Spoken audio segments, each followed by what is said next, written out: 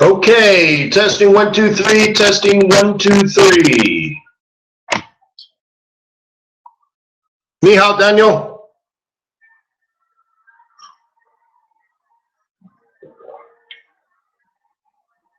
Hey, did you find me some ice, Daniel? Where my ice at?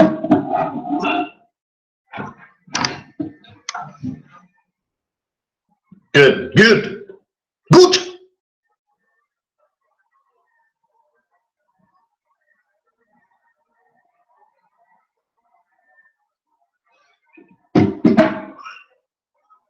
All right, let me click all the right buttons, make things feel oh so good.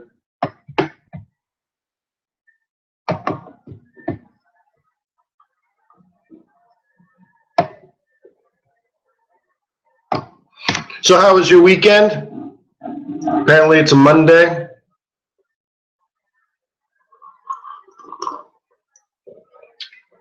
You guys get a good opportunity to spend time with family?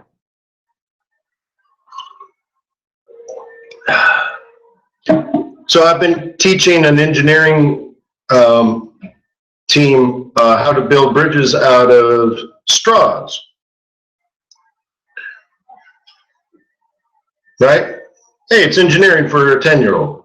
Cool. So last year we spent, I don't know, we built at least 100 different designs of bridges. And you get 50 straws, 1 meter of tape, and it has to hold 110 grams of weight. So as far as the farthest span wins, right? So anyways, we tried 100 designs last year. We won the regional tournament, but then we went to the state championship and lost easily, got our butt kicked. Just better designs, right? So this year I coached my son and another teammate, because the other guy graduated middle school. So we used the same design as last time, won regional, but realized we were not even going to get close in the state championship again. So I changed the design. The competition was on Saturday. So my son is now the state champion for the state of Georgia for engineering bridges at the elementary school level. Not bad for 4th grade. State champion, baby. Yeah, so just on Saturday, he beat 64 of the best teams in the entire state of Georgia. And they all had to win their regionals to get there, and then he beat 64 of them. Yeah, and the bridge was ginormous. It was ridiculous. We won by like 1.5 feet, I think. Like, it wasn't even close. We destroyed the competition. So, woohoo! Yeah. Well, and I'm also the coach too, so I'm like, good thing I changed the design, huh? So anyways, it was a good family experience and all that kind of stuff. Grandma flew in and went to the tournament and stuff. It was great. It was great. So without further ado, that greatness was so Saturday. Let's get some new greatness going, huh? Come on, YouTube.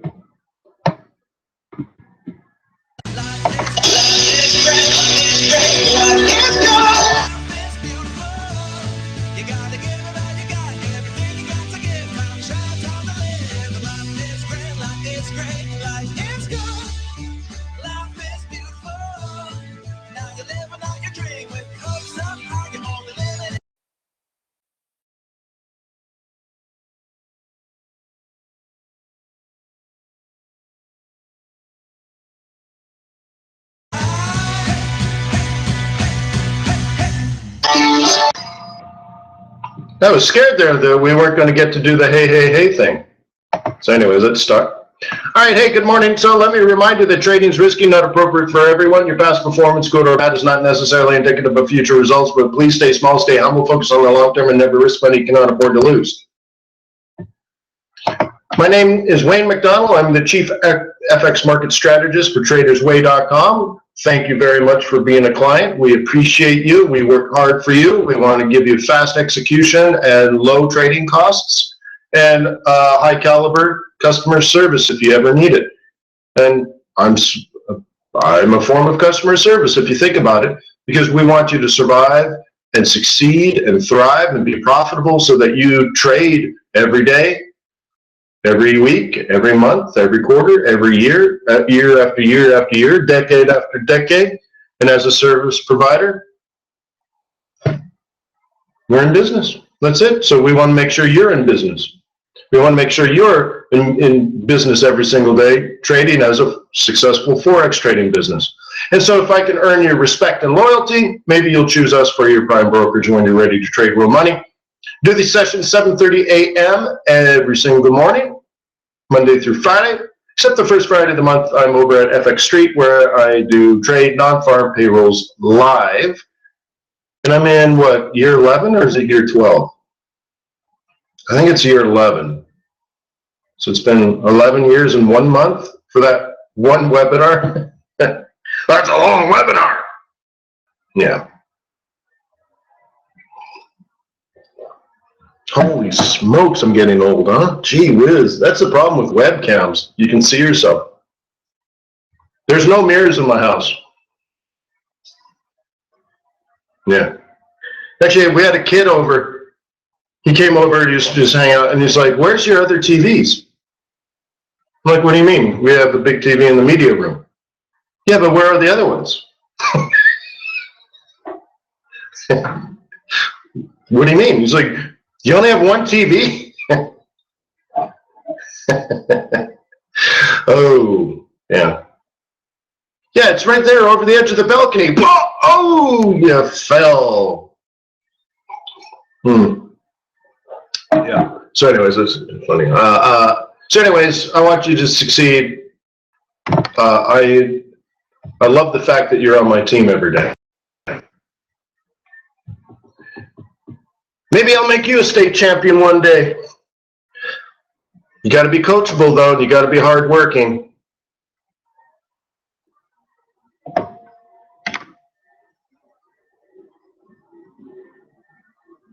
Why would I show that little creep my office? My kids are not even allowed in my office. Yeah, bloody 9-year-old. All right. So anyways, all right. So we got some trading. So what is it that you do like the first day of the week?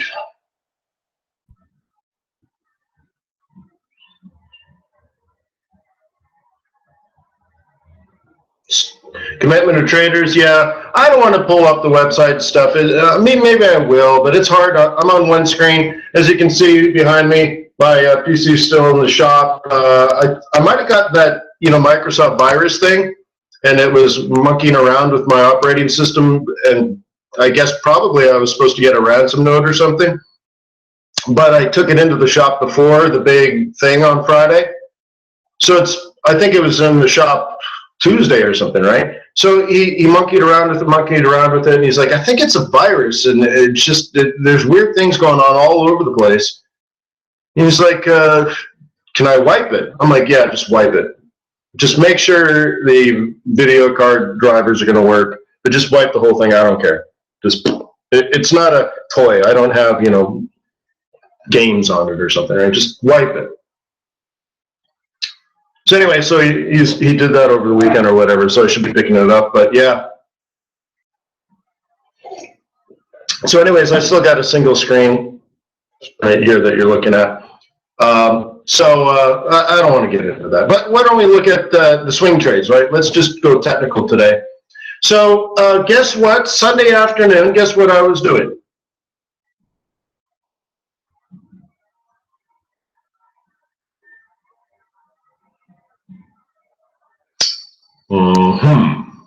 Let's see. I was watching golf, smoking a cigar, and setting up my swing trades.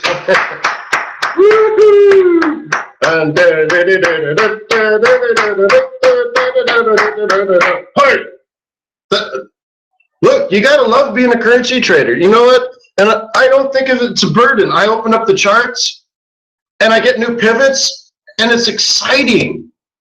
I'm like, boom, yeah, awesome, right? Swing trade, Bubba, time to trade.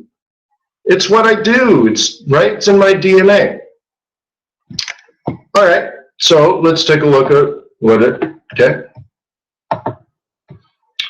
This was in a buy zone. I didn't trade it because I'm not really. I get the euro thing, you know, and we did talk about it a couple of months ago. Do you remember the conversation that we had? And it was in regards to a conversation like 7 years ago that I did at an FX Street webinar. It was probably not for our payrolls, right? And I was at that point, because FX Street's out of Spain, I pulled up the Spanish stock market and it was down 78.6%. And I'm like, and I asked people, do you think it's going to go to zero? Do you think the Spanish stock market will literally go to zero? Every public company in Spain will be bankrupt or worthless, let's say. And everyone's like, no. I'm like, so why don't you just buy the Spanish stock market and put it in your will, give it to your grandchildren? Just buy it. Does anyone remember that? That was a long time ago. This was, I think it was like probably 2009, 2010. Well, does anyone remember the conversation we had like 2 or 3 months ago about that old story? Because it had to do with the stock market in the United States being, while we were at an all-time high, right? And the thought process here is, you know, what kind of value are you going to get if you buy the US stock market? My wife's giving me, you know, motivation. It's not grief. Motivation. We got a pile of money that she wants me to put into the stock market. Like, she's like, nah, just do this. Do it all yourself. I'm like, I get it, but I don't want to buy anything. You know, I'm like, I wanted to buy things 7 years ago, right? I don't want to buy things now. So the question is, if you were a fund manager, because, you know, my money is like any other fund manager, right? Like, so if you were a fund manager and you had some money, you had a pile of money, would you be plowing it into the US stock market right now? Everything's good economically speaking. The economy is doing fine. Companies are profitable. The future looks pretty good. Ryan says no chance. Well, it's like saying, you know, in, let's say, 2003, you didn't want to put money into the stock market because it was expensive. You didn't want to buy Google at, you know, $30 a share. You didn't want to buy Apple at, you know, $88. Like, $88 for one share, right? Remember all that kind of stuff? Right? Well, actually, the buy, it was actually last January when it dropped 10%, right? But anyways, so what would you do? Well, maybe there are better deals in Europe.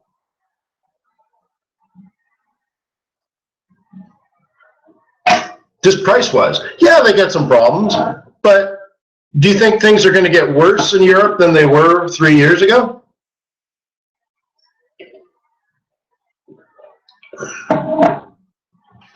So you have to ask yourself, when you're doing the equation, okay, when you're doing the equation, you know, yes, the ECB is still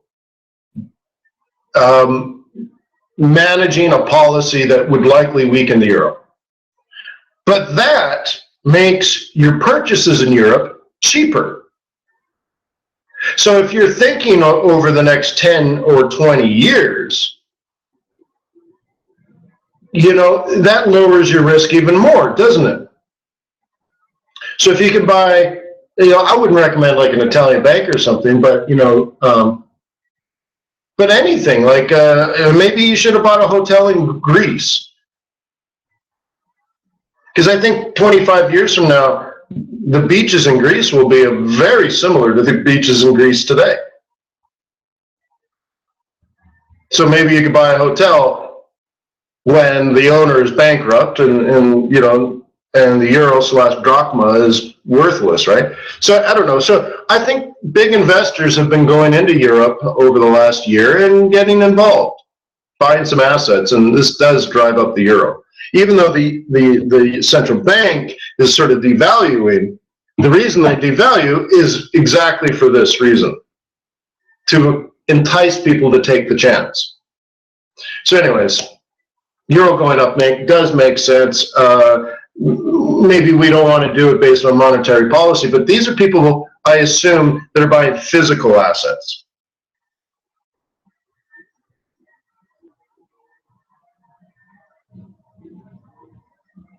Yeah, Heidi says, you recall that I didn't even look at euro yen because I was bearish on both. Well, okay, yeah, it's true, and I still am, and that's why I didn't trade this one. But, you know, maybe I should change my mind, right? Well, I don't have to. I could just continue not trading this because at the very least I'm not losing money. Which for a lot of people in our group here is the first step, right? I always focus on that in the very, very beginning. Identifying the trades that you tend to do that lose money, and we just stop that right away. Because it's the first step. Right? It's sort of like going into an alcoholic's apartment and looking for all the bottles of gin that's been hidden everywhere, right? Right? And you're like, oh, you got to get rid of this, got to get rid of that. Oh, this tequila, that's got to go. Boom, boom, boom, right? Yeah, and mouthwash. And so it's the same sort of thing like, oh, what are you doing over here? Oh, okay, you stop that now. What are you doing over there? And stop that now. And what is this all about? We got to kill that, right? So anyways, in this case, you know, I'm just simply removing it because the upside is I don't lose money. The other upside is I don't feel good trading something I don't like. Happy birthday, TL. I don't like trading things I don't like and then losing money because it feels twice as bad than just losing money, right? Because money is just money. You lose money, but losing money doing stuff you don't like to do, worse. So anyways, but that was a buy zone. If you wanted it, it was beautiful. I looked at it and I'm like, oh man, it's euro yen. Oh, I don't want to take it. USD yen. Okay, let's zoom in here. Okay. Life is great. Life is grand. Life is good. What do we want to do here? This is a buy zone.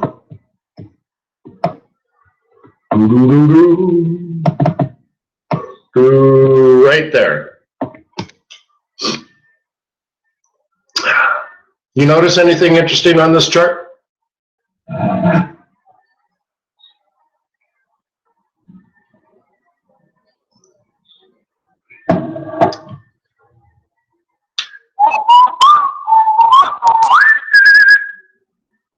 Monthly M4, yes, and right, and Shug, is it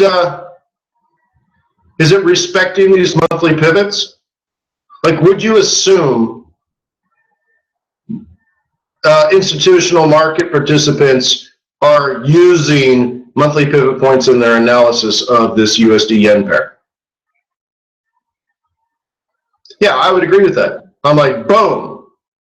Somebody's playing those monthlies. Cool. The problem is they're supposed to be at the top of the market, right? So it kind of muddles things, but nonetheless, they're using them. What else do you notice?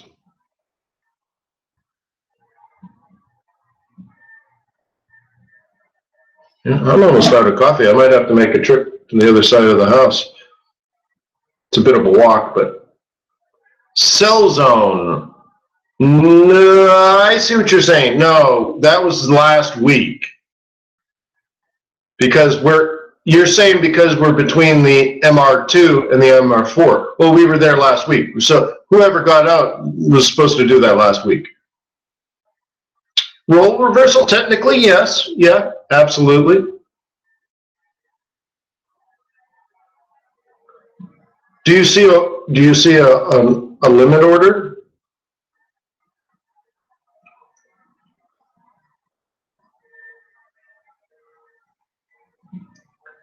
So what was that monkey head thinking?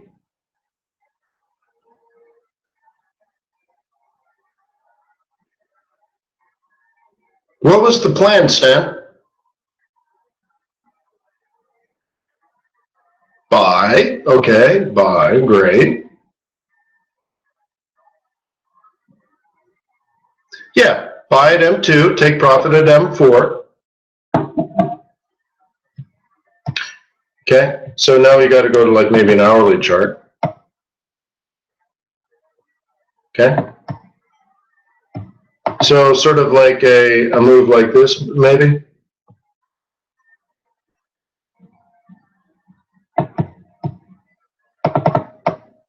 Right.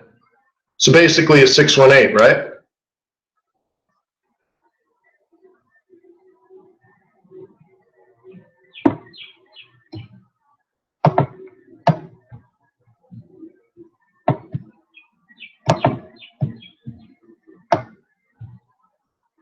Well, I've seen dumber trades than that, right?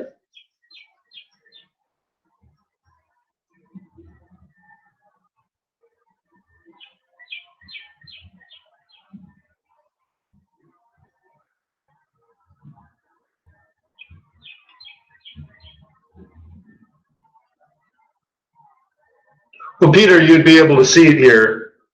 Okay, this is just a working order. But, you know, there's a lot going on here, right? Like, you can see that I didn't just simply pull the trigger. I threw down a limit order and waited, right?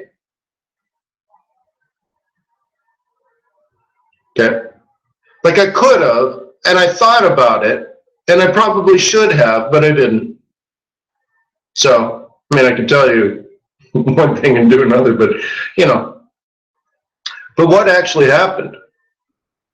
I want you to look at this line, really. I'm going to go from here and make it look like a 618. Like that. Okay? That's what I was thinking, but look what actually happened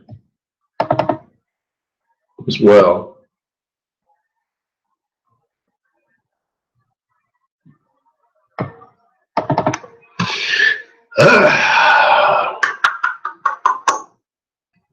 So I just, I don't know, as being cheap or conservative or whatnot on it. And, you know, you don't want to be an aggressive buyer when you're already at the monthly, you know, monthly, I don't call them sell zones, right? So we got to be careful because someone else said it's sell zone or something.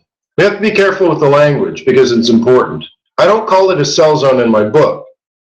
I call it a pivot profit zone. There's, you know, there's an important distinction between those two. So to me, it's where a lot of people should get out. It's where the bulls should be getting out. But then again, it's so early in the month. Maybe maybe those bulls stay there where it drops back down to a roll reversal, and the bulls say, "Wow, maybe I should buy it again."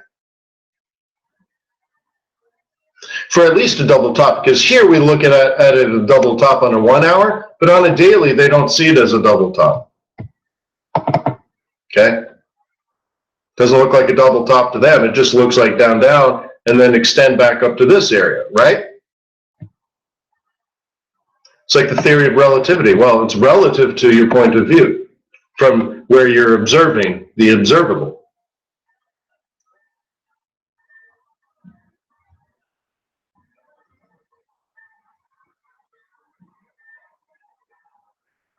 Okay? So anyways, that's just that. Ozzy,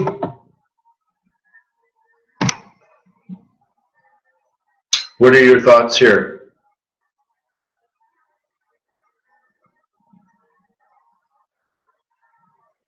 Where did we open? Buy zone or sell zone?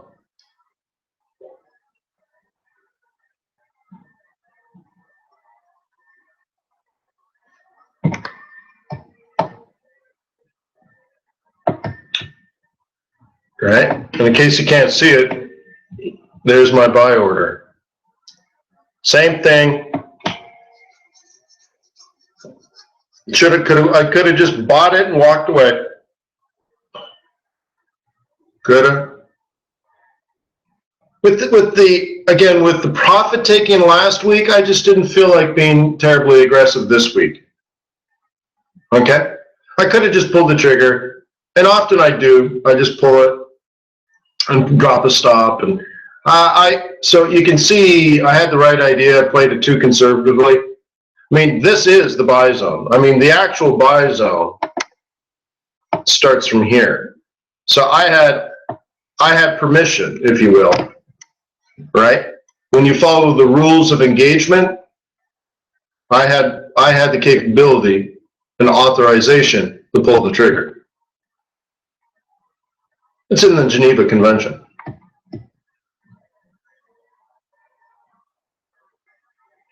Hey, I read a great quote about trading and investing over the weekend. You have to rise early, work hard, and strike oil. I love it. Look at who said that. Like a Rockefeller or something like that.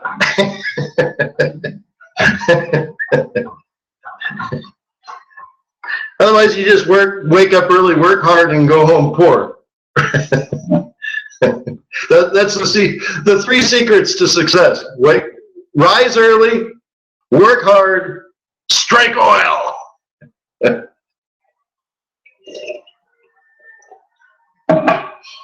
So anyways, pound.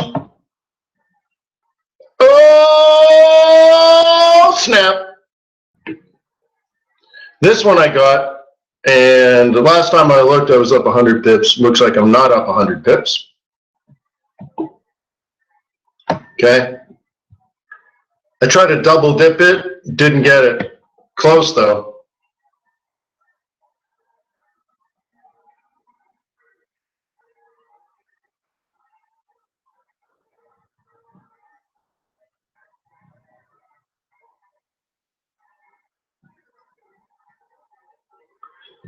You watched a documentary about what?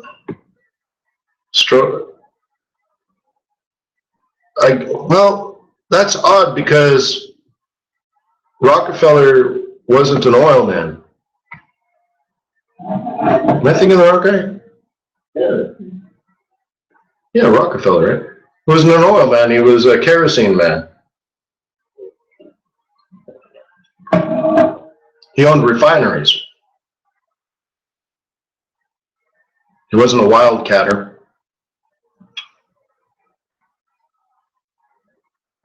The guy that made Rockefeller, so Rockefeller owned a refinery in Ohio. He was absolutely dirt poor, lived in a house with dirt floors, starving to death, put his money into buying a defunct refinery, which was just worthless to begin with. And so they were producing kerosene, or I don't think kerosene was even really invented yet. So he was just doing whatever, refining it of some level. And the guy that saved him and gave him his real start in life as to a guy that became the richest guy in history. It was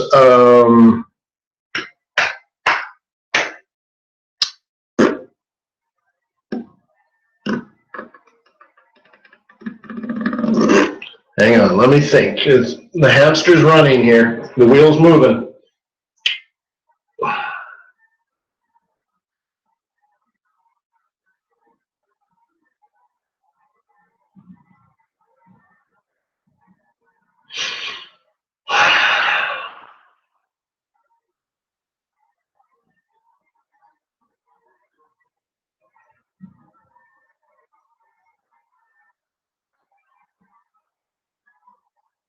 Man, it's eluding me. All right, so maybe help me out here with your history. Oh, Vanderbilt. There you go. That's the guy I'm looking for. So Vanderbilt was a young man, lived on I don't know what river, not the Mississippi, but he lived somewhere.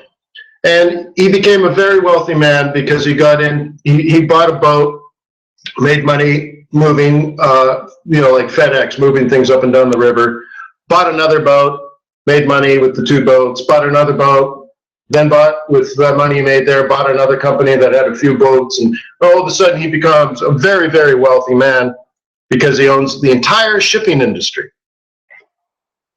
Okay? And here's the thing about Vanderbilt.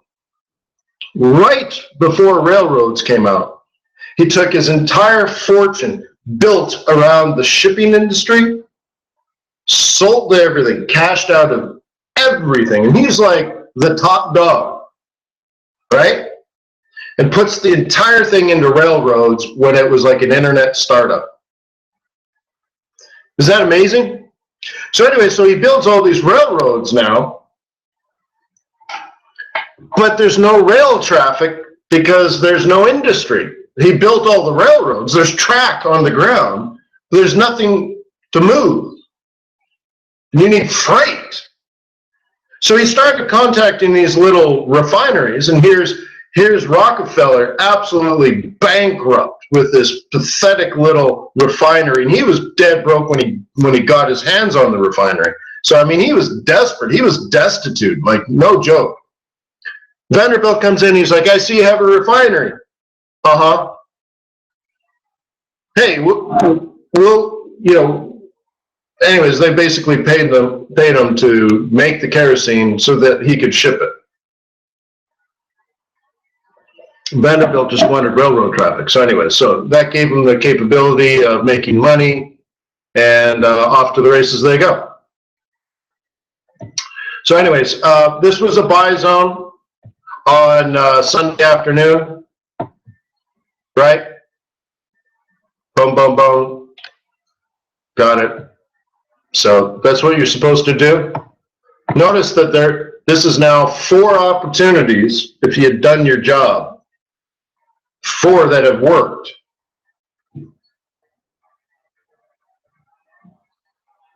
What would you do if your price opened? Well, yeah. I mean, yeah, that's the thing. You gotta then. So I think what you're saying is, what if you're bullish, but it opens above the central?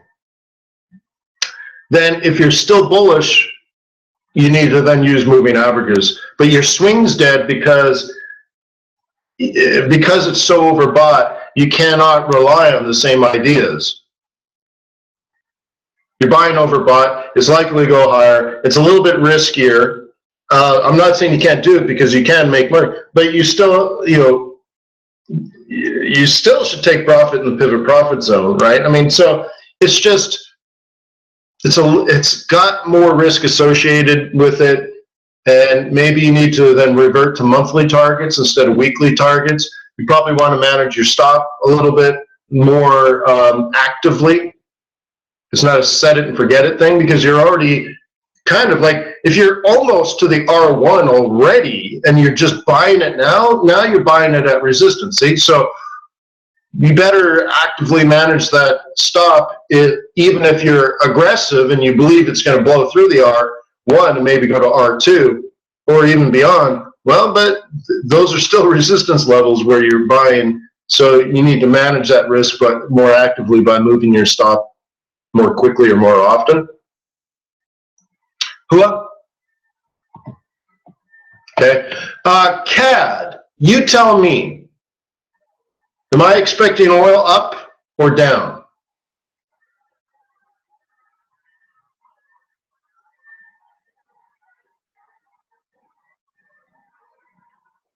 Yeah, up. Yeah, short term. Yeah, well, up from 44, I believe, up from 44.30, if I'm to be specific, right?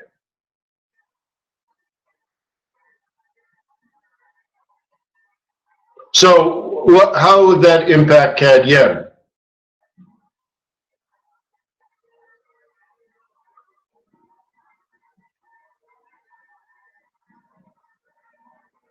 Up. So you could have been staring at your charts when the market opened, thinking, I hope it's in the buy zone, which is here. And if so, when it opened, you could have went, oh my gosh, it's right? And you're like, wow. And you bought it, right? You could have just been flabbergasted, like, look at that opportunity to buy. It's perfect.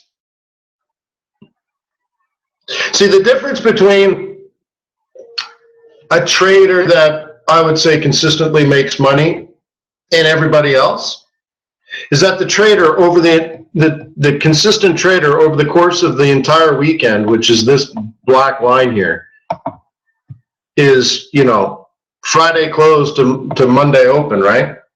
For hours, for days, is thinking, I hope and I pray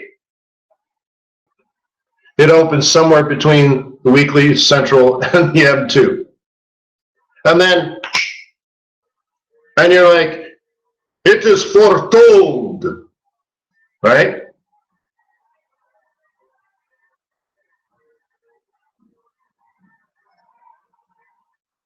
So,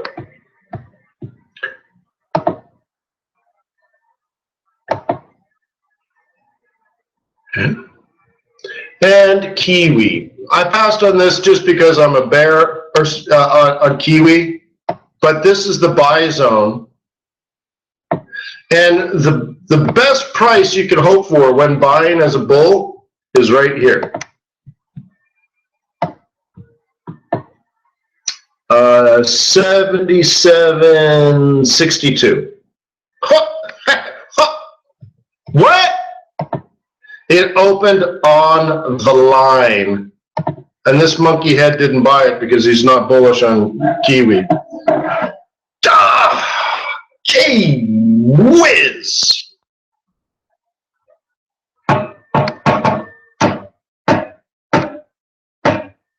Son of a gun. Yeah, I did my job, but, you know, the problem is, you know, I had family over and all that kind of stuff, and it was a nice day, and I don't know.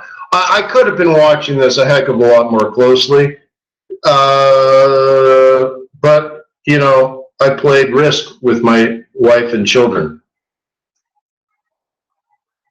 True story. So I chose my family over trading. So I bought the pound yen and made 100 pips. Could have did a lot better if I had manned up or sacrificed something. You know what I mean? Could have did better. Should have been a 500 pip day, but only made 100 pips. So, but whatever. You can only do what you can do, right?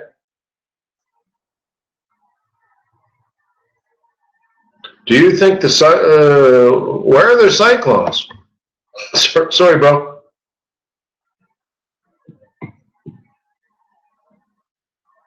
Yeah, I don't know. Oops.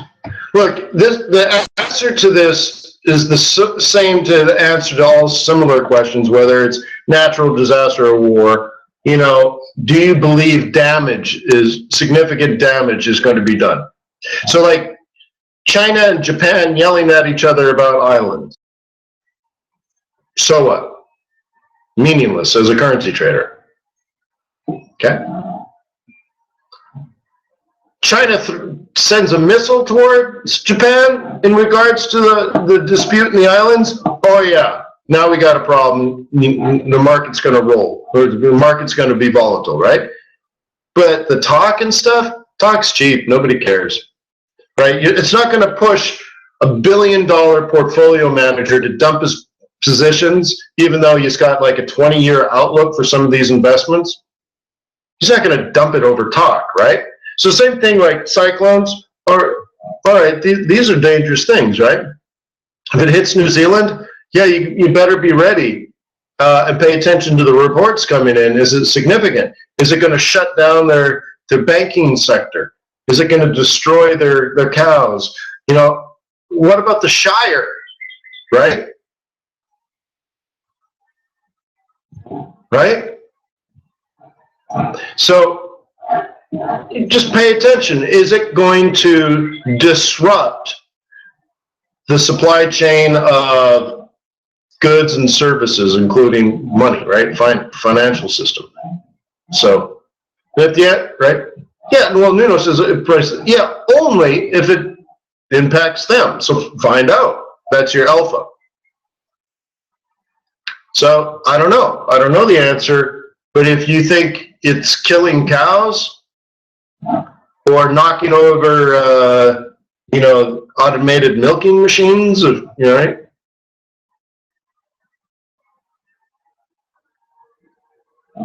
Suppose it's right. Unless it's just cute little, Kiwi girls, milking cows by hand. But, that's your alpha. Look, if you're a $1 billion hedge fund manager, maybe you have an office in Australia and you call your team, you're like, get on a plane right now, drive out to the New Zealand countryside and start looking at the damage. Start talking to farmers, go to the distributors, find out what's happening with these guys, talk to them, talk to people. I need a report by the end of the day, make it happen or you're fired.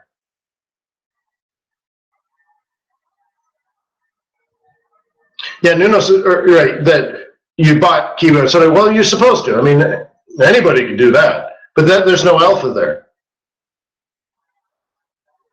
Right? Look, right? Anyone that knows how to swing trade, anyone that took the swing trading course would buy that. Or could have, let's say. But there's no alpha there, and it's just, that's what you do. Your alpha now is to outsmart the market. That's just what the market does. That's just called trading. You know what you're doing. If you don't know that, then you're just simply by definition an amateur, right? You don't know. So when you know what to do, that's what you did. Great.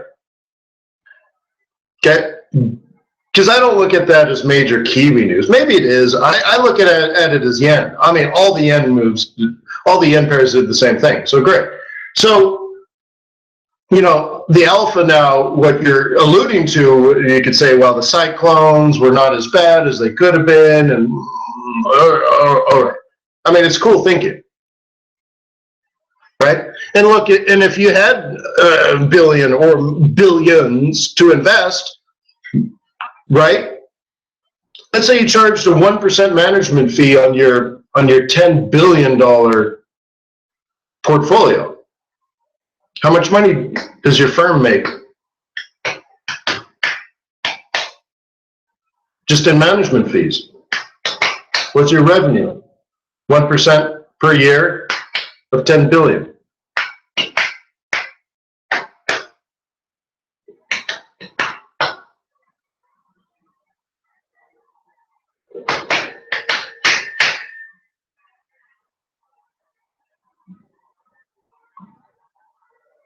Right? Yeah.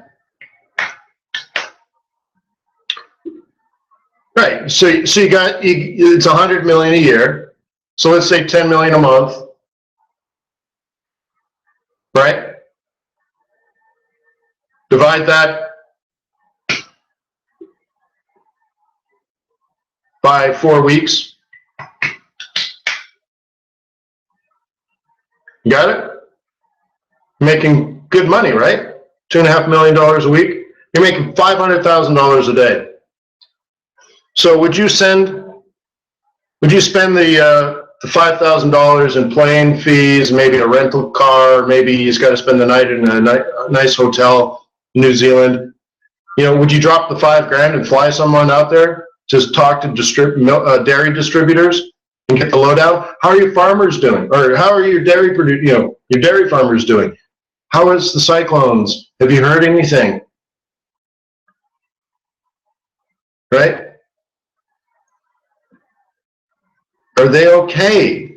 Are your producers okay? Are you okay? Do you see any supply chain issues? So, for example, I've heard of a hedge fund that trades wheat. Now, wheat is a very global product. Australia produces a lot of wheat. Canada produces a lot of wheat. The United States produces a lot of wheat, right? Russia, Ukraine produces lots of wheat, so on and so forth, right? I think Argentina used to when it was one of the richest countries in the world, but then socialism took over and ruined it. So anyways, so this hedge fund rented time on an old spy satellite. And it would fly over the Ukraine and Russia, breadbasket, right? Right, of the East. And they would look at the production of wheat in these parts of the world, which was a long way from, Wall Street, right? And they would actually look at spy satellite images that only they had to actually look at, the plantings and the yield production and all that kind of stuff, so that they knew, better than everybody else, what was going to be brought to market. So, for example, did you guys read the planting report that came out last week on corn? 8% less corn planted this year than expected. But you knew that, right? And that as they're planting, it's been raining. So only half the crops have been planted, and they're missing their germination season. So if things don't go well, some of these farmers will actually have to replant, reseed. And this could not only lower production per acre, but if they don't germinate as effectively because it's too wet in the spring, then the yield per acre, not just number of acres, but the yield per acre may be less than average. Which means average non-informed people will be shocked to find out in September there's going to be a shortage of corn. Corn prices are going to go up, and nobody knows. And I feel really bad for these people. I feel really bad. It's like, well, geez, all you have to do is you do your homework, right? Did anybody spend more than 1 hour this weekend doing fundamental homework of any kind to do with any part of the financial investing industry?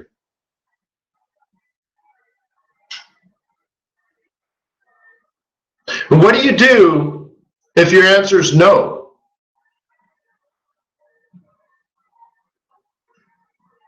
You better admit it that you need to do something more, right? I don't mean technicals though, I mean fundamentals. The markets, the charts are not moving on the weekend. I mean, okay, you can review your own trades. Okay, but again, that's a given. You don't review your own trades, what's wrong with you, right? So I'm assuming all of that, but did you spend any time on the fundamentals? Ryan spent a lot of time banking and stuff, right? Right? Good. But like I said, so here's me doing my research on the corn, right? Reading about corn. Smoking my cigar. Got my laptop open, got golf. I'm outside. I have a sun's sail, so I'm in the shade on a warm day. The lake is sparkling, the birds are singing, there's a slight breeze. Fantastic, right? It's Mother's Day, I had a nice breakfast. And I'm reading about, what yields are likely going to be in September. I'm like, cool. So I could start buying corn futures if I wanted to. Okay. But how about this? If there's a shortage from the United States in September, where are they going to get the corn that's needed but lacking? So like someone mentioned Kellogg's. Okay, good. So what is Kellogg's just going to make less cereal? No, they got to get corn from somewhere. Will anybody have corn in September?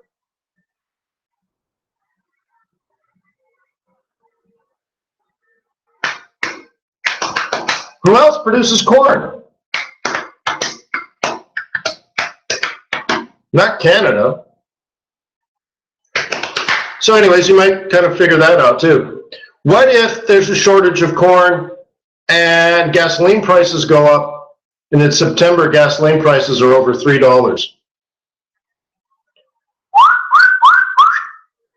Demand for ethanol goes up, corn prices go up further.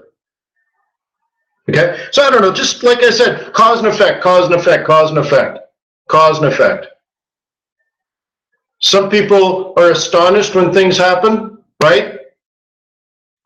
Like the shaman comes out and makes the sun go away, even though it's noon. Everybody's like, he made the sun go away. Sure, it's sure nice to have done your research to know that it was going to be a solar eclipse today. Okay. Well, can everybody read that post and give feedback to Ryan? Ryan doesn't, do wimpy posts. So why doesn't everybody read about it, think about it, and leave a comment?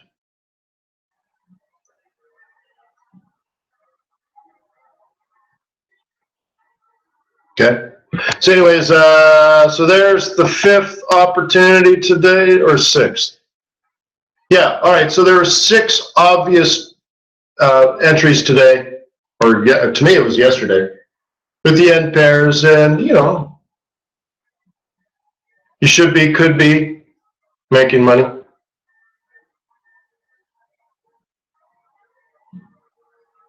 Okay. Aussie, it's even time to get out, right?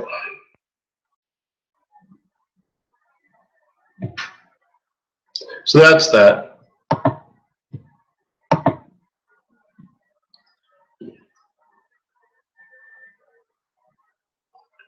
So gold.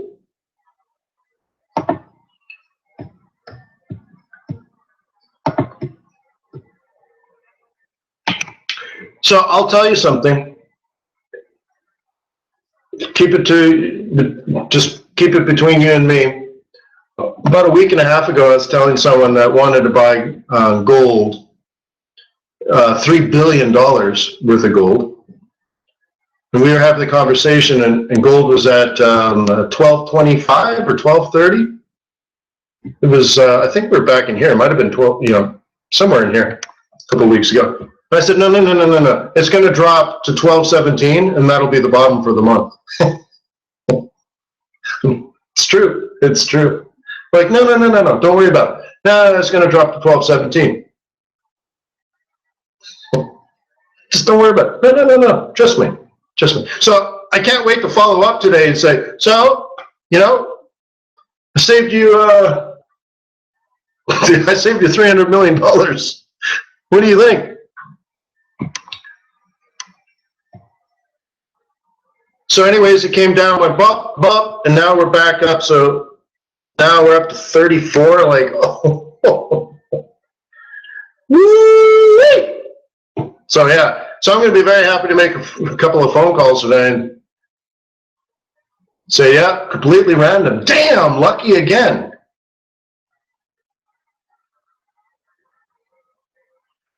All right? So I might be somebody's new best friend. You know how best friends have nicknames for each other? Yeah, my new nickname is 300 million. That's a pretty good week, huh? All right, so anyways, love it, just love it. So it's up big. Yeah, make the sun disappear. Love it. So, yeah, that's a pretty name. Hi, my name is 300 million per week. What's your name?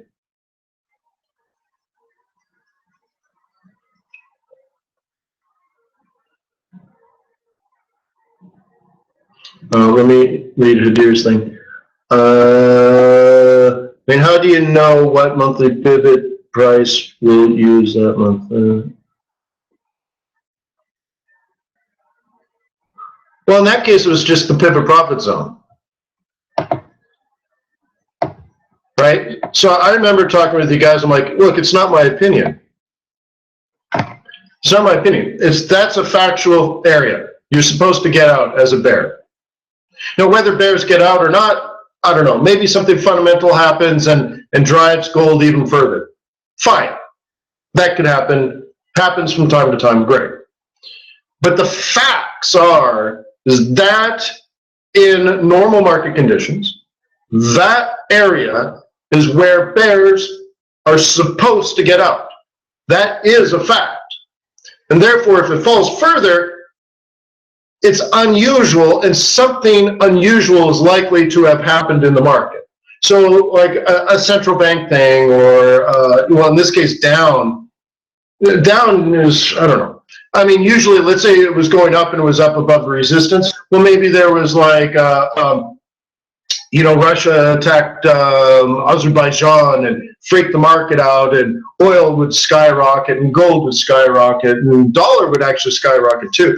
And it's a big risk-off freak out, right? Okay, well, dude, your monthly pivots are irrelevant because people are not making technical decisions about what the prices are for buying and selling. They're just freaking out like it's a fundamental thing, and everyone's just buying gold because it's a freak out situation. They're buying dollar because it's a freak out situation, right? It's risk off. They're not even looking at a chart. They just, like somebody said, what? Russia's not going to buy oil futures, buy gold futures, buy the dollar, get me out of everything, right? Everything else, get out, dump everything else, buy gold, right? And that's it. So normal market conditions, and very, very logical and intelligent decision is to take profit there. Right? And I can talk to somebody, and dude, like, we have to go back then. We were talking about this like way up here, that it would fall down to this area, right? And so that's all. So it's just pure technical analysis. That's all it is. There's no genius behind it. There's no smoke and mirrors. There's no shaman kind of stamping a stick on the ground. It's to me, it's just factual. And even if you stayed in it, your risk is increased. And even if it falls and falls further and you're making money, your risk has increased. And as a technical analyst, you're measuring risk against opportunity. So to sell down there, well, that's incredibly foolish. Clearly have no idea what you're doing. And in fact, if you're already short, you're supposed to take profit. That's what all of that is about. And guess what? It happened. It's not that I'm a genius. It's just, well, that's what everyone did what they were supposed to do. And so if you didn't do either of those things, right, take profit or even go long, then you just don't know what you're doing. Everyone else did what they were supposed to do, but you don't know the rules of the game. So that's why I'm here. I'm trying to show you the rules of the game.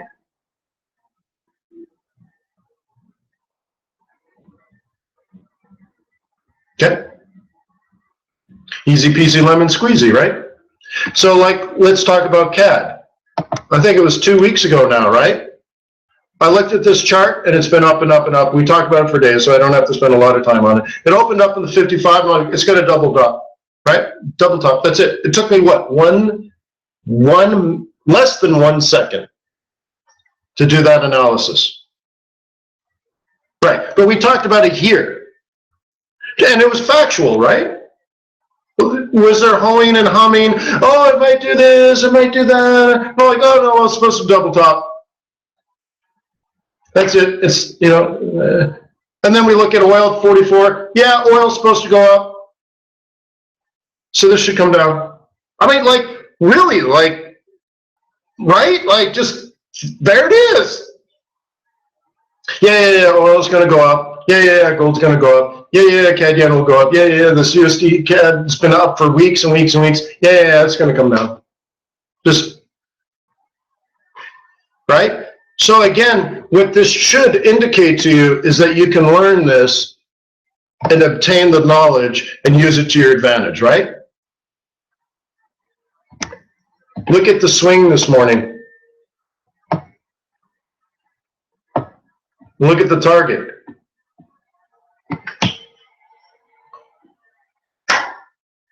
Now you got to be careful because there might be a bounce here. Because, right, all the swing traders that took the swing trading course know that this is nice, but also dangerous. It's Monday and we're in the pivot profit zone already. Dangerous place. If it was Thursday, not a problem. It's Monday, it's a problem. We got to worry about it. And so you better be watching it very closely to decide, do you get out now or do you get out at the S2 and, you know, and so on and so forth. But you're nursing this one, right? And there may be counter trend, there may be a second chance. I mean, so now you got to do your work, right? You got to do your job. But at least you're not guessing anymore, right? So I'm trying to get you guys to a point where there's no guessing, there are setups. You look at it like, well, this could bounce here. Well, this could double top here. This could do this other thing, right? And those are called trade plans. And then you're observing for very specific things.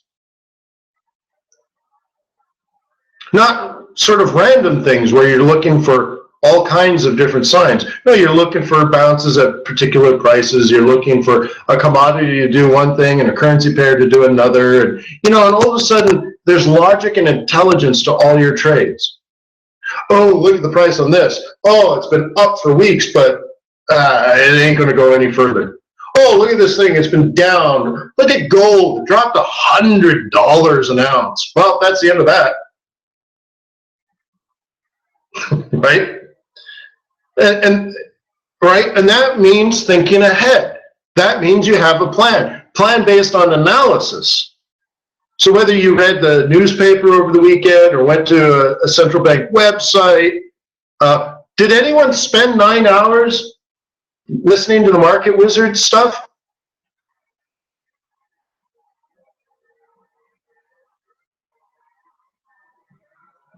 Horace at 4.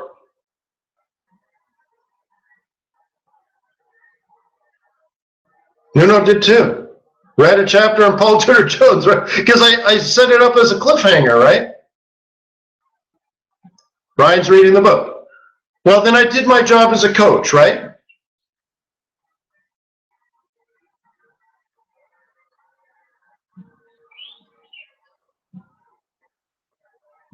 Brian ordered it.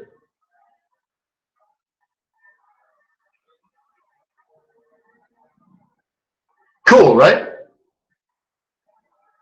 Good. Well, I'm going to leave it there, and I'll upload the recording to forex.today. I hope you have a wonderful Monday. I hope today was a learning experience and a wake-up call. If you found out today that you didn't do anything in regards to, let's say, market wizards, right? Because we talked about it on Friday. If you didn't spend the weekend doing research of some sort, whether it's central banking websites, whether it's reading the newspaper, whatever, you know, and many people did here. You notice that many people did. I think the most important thing is, what if you didn't change your behavior this weekend, even though you were given the wake-up call to make a change, right? We're talking about changing the gray matter and rewiring your brain, right? We've talked about these things. Actual physical and chemical changes in your brain need to happen, right? Which means you need to change your behavior, you need to change your thought process. You need to be a better man, right? You make me want to be a better trader, right? So you gotta actually literally think differently. And to think differently, you have to like physically act different. So something like sitting down, and like I try to make it fun and I reward myself in my simple little ways. So sitting outside on a beautiful day, reading my reports, and I got golf going on in the background. I'm smoking a Monte Cristo from Africa to my African brethren. Yeah, it's got African tobacco leaves in it. I think a beautiful wrapper or something. Right, I got one here in the humidor.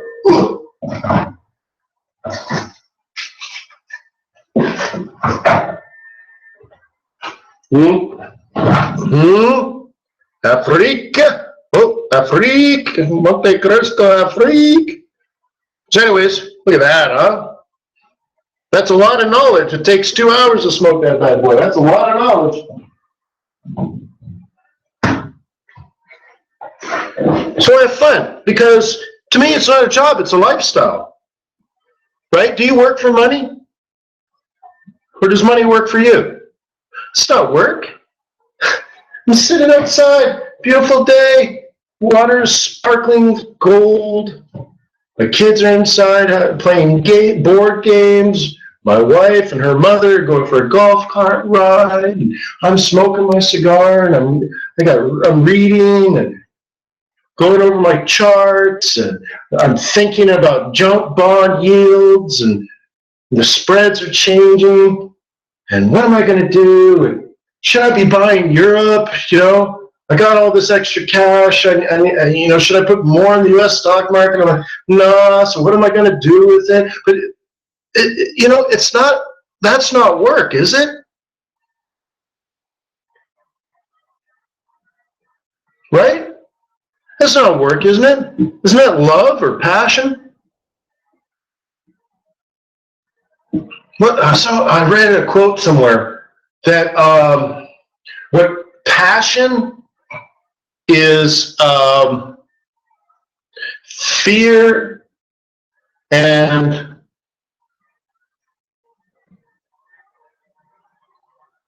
happiness or something. Oh, I wish I could remember. Maybe I'll look it up. But it was a combination of like happiness and fear. Like you love and fear. That might be it, right? Passion is simply love and fear. You love being a trader, and you fear that you will lose the opportunity to make this your career. So you just like you throw energy into like, I'm going to just consume. I'm going to completely consume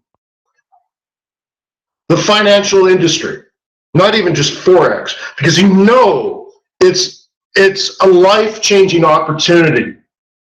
And like, how dare you not succeed at this, right? Like, there's fear in there, right? There needs to be some fear in there. So, when the fear to me is not doing everything you possibly can, to just like not achieving your destiny. You're like, yeah, it was good, but never really, right? Like, just the fear is not giving it 100% for me. And the passion part, the other part of passion is love. So you might as well love what you're doing if you're going to throw everything at it, right? And so to me, it's a reward. I swear to you, it's a reward where I'm sitting there, I'm reading about corn yield. I'm looking at yield differentials, junk bonds over, AAA bonds, and I'm thinking about buying stocks in Europe, and I'm smoking my cigar, and a nice day, and life is good. I'm happy, right? And so you have to translate those things. But I know I'm doing everything I can because I am consuming. I'm a consumer of knowledge. And what do you do when you stop learning and you stop enjoying doing the homework and stuff? What happens if you stop learning in general?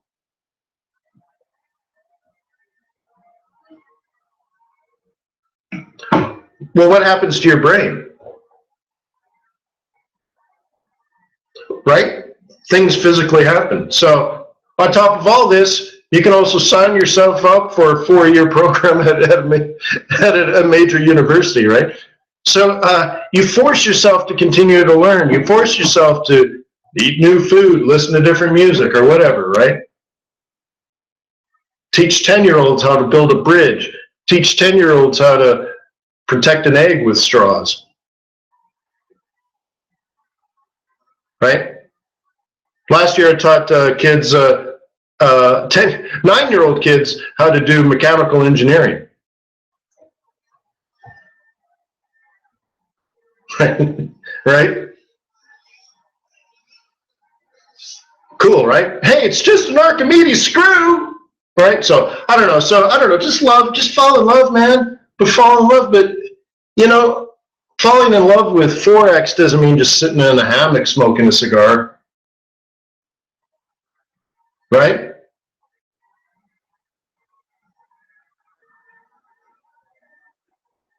Right? It's sitting in a hammock smoking a cigar and doing your research and looking at your watch all day like, when's the market opening? When's the market opening? Oh, 2 more hours, the market's going to open. Hour and a half, market's going to open, right? Woo, look at 53 minutes and the market's going to open. There's a difference, right? And taking pride where you just have to say to your buddies, you know what? I appreciate the barbecue. Fantastic. I had a great time. But I got to go. Market's going to open 45 minutes and I need to get back there and be ready.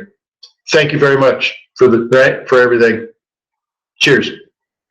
So, and thank you to you. Peace on earth. May the pips be with you. May our profits be above average. And will you please do me a favor and open an account at Trader's Way? Because there's only so much I can do to help you if you're just coming and going and not participating. You need to make a mental commitment. So to me, it's a mental commitment to have to go through and open up an account. Now, demo's easy, just takes seconds. Great, it's a small commitment. But the next step to like opening a live account and submitting the proper paperwork and all that's an extra commitment. But I'm here every freaking day for you guys, right? Without fail, right? So I've committed to you. Take a leap of faith. Do it. I'll see you tomorrow.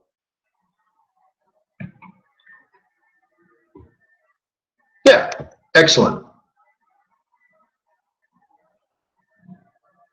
Thank you, guys. Cheers. Zoop, zoop, zoop. Boom.